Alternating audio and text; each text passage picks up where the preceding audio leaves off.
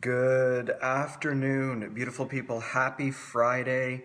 It's a glorious day. Well, okay, it's cloudy. The sun's out there somewhere.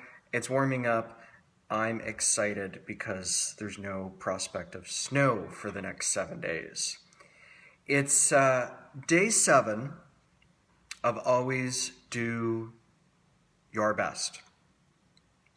And that means it's day 35 of our journey together. 35 days in a row, roughly between 11 and 12:30. I've come on to share with you some tips and tidbits of what I learned along my journey that I took and I combined into an online course 5 years ago. Always do your best. That, I say in a lot of my talks, the silent hand of the universe, if you don't pay attention to it, becomes the silent shove of the universe, which becomes the silent punch of the universe, which becomes the silent kick of the universe, and eventually becomes the silent sledgehammer over the head of the universe. And the universe keeps getting louder and louder and louder until we stop to pay attention to it. Ever take a moment to analyze patterns within your life? I thought about this last night. I love patterns.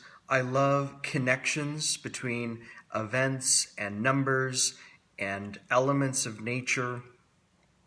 And I always wondered, did it come from learning to play cards at a young age? Because I learned to count cards. I learned to pay attention to what was discarded, to pay attention to what was in my hand, to see what the percentage of getting a certain card was. And I've continued through the rest of my life. Numbers, dates, facts are all important. But one element of my journey that took me the longest to learn was always do your best.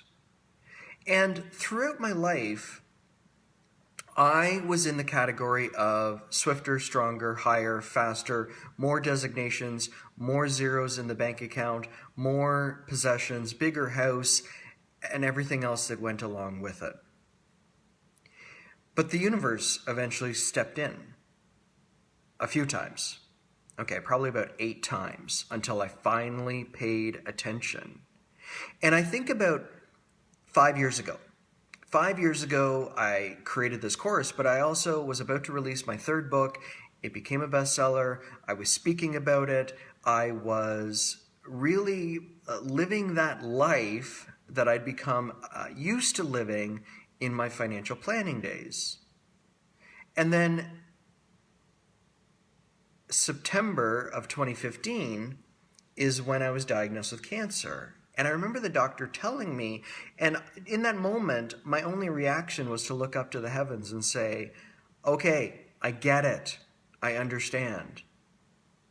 Because what I didn't learn from 2013 after my last concussion was to slow down, to focus on doing my best, to focus on protecting my health, and focusing on what matters most. And that's really life, family, love, universe, nature. So it's a constant daily exercise for me to focus on doing my best in every moment that presents itself to me. Not on what other people are telling me should be my best, but on myself. And in the course, on day 7 every week, at the end of each lesson, I include a video about something relating to the premise of the lesson. And this week's lesson included a TED Talk by John Wooden, who was a UCLA's head coach for a number of years, goes down as one of the greatest basketball coaches ever. And his TED Talk, the title was The Difference Between Winning and Succeeding. Winning and succeeding are not the same things. You could lose every single game of your career and still succeed. You could win every game of your career and not succeed.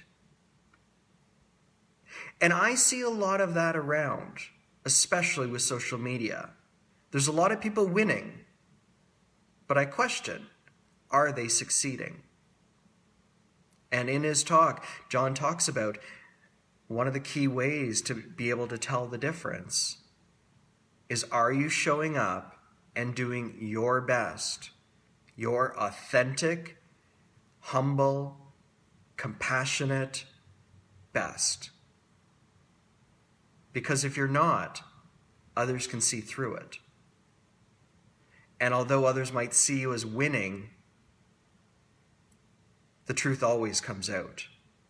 And the truth usually comes out through health challenges, through relationship challenges, through family challenges.